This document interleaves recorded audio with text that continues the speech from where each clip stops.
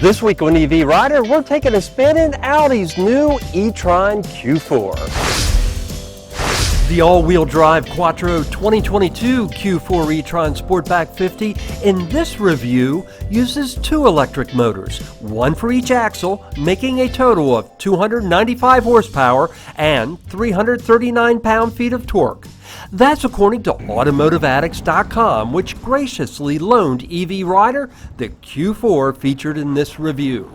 Of course, styling is subjective, but to my eye, the Q4 is a better looking EV than its stablemate, the VW ID4, which is built on the same platform.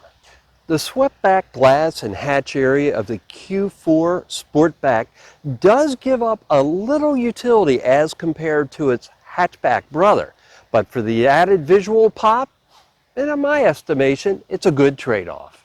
Despite the e-tron Q4 being an EV, there's no question it's an Audi. It certainly sticks to the family resemblance of its gas-powered siblings. Like other EVs, the Q4 does offer a sport mode, but even in sport mode, compared to its competition, I would describe it as somewhat pokey in the world of EVs. Now, for those of you that haven't bought a car in a while and you're coming from a gasoline car, I'm sure the Q4 is going to feel quite fast. The Quattro all-wheel drive version gets from 0 to 60 in 5.8 seconds, according to Automotive Addicts.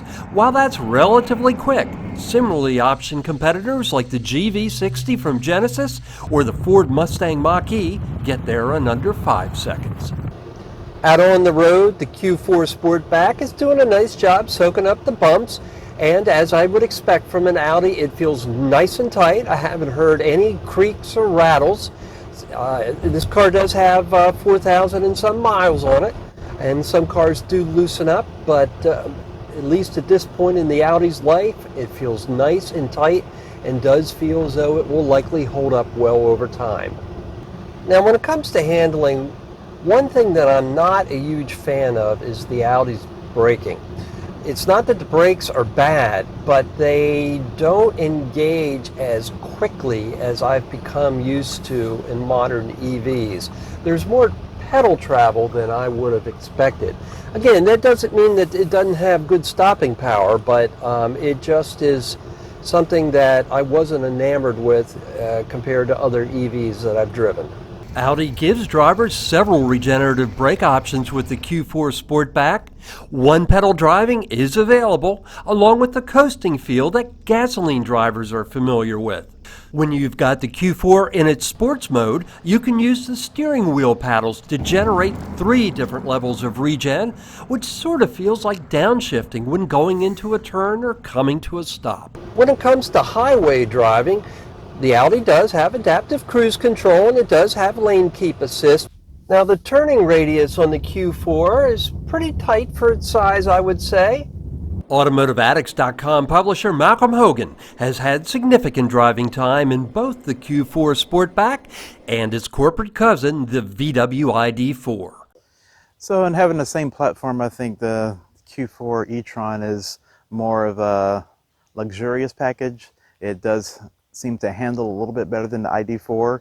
It seems like it's lighter on its feet. I don't know if that's a tribute to having a different suspension setup on the Audi, more on the luxury side, but still having a sports appeal, especially with the Sportback design, and having the slope rear end. For most, that swoopy back end will work just fine.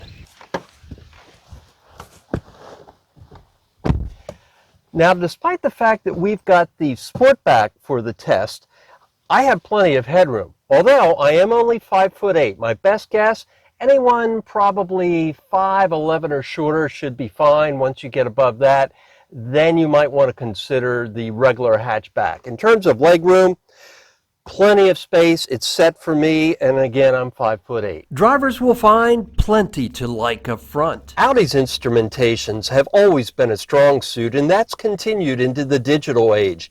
And certainly, that's also the case here in the Q4.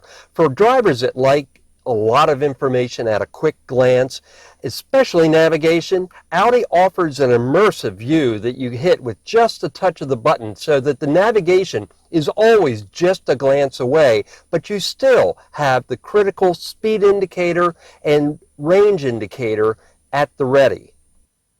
The Q4's infotainment system leads off with what I would call a card display. So as you can see right now, we've got the radio displayed, the phone connection displayed, and the native navigation displayed. So here you can basically see what I would call the home screen, which is your main items that you can go between. It is responsive. It's not particularly fancy, but it gets the job done. It has all the critical elements: HD radio, satellite radio, and one item it does have that some of its competitors don't is wireless Android Auto and wireless Apple CarPlay. And so to me, that is the most important thing when you're talking about infotainment systems, because really, I think at this point, many of us tend to live within Android Auto or Apple CarPlay, only going back to the factory infotainment for things like the radio and sometimes the factory navigation. For some reason, when you go over to HD radio, while it will bring up a channel's album art, it won't bring up the display information from the artist.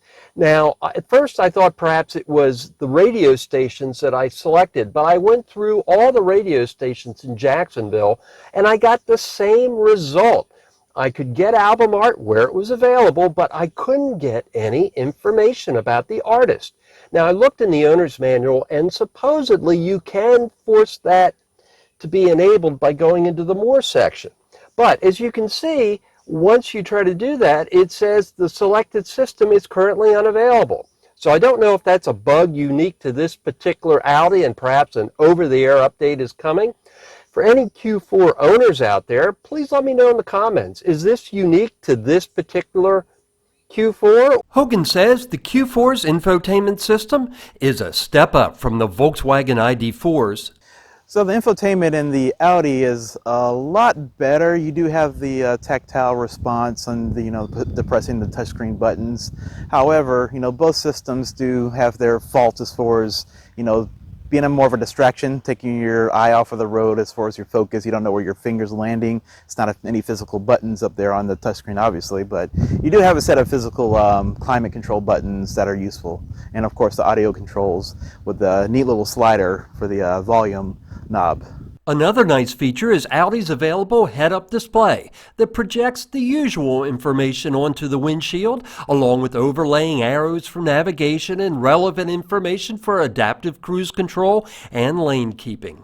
One of the things that I appreciate about the Q4 as compared to some EVs is Audi decided to put in a traditional sunroof. And what I mean by that is so many of the EVs these days are coming with a fixed glass roof that doesn't open.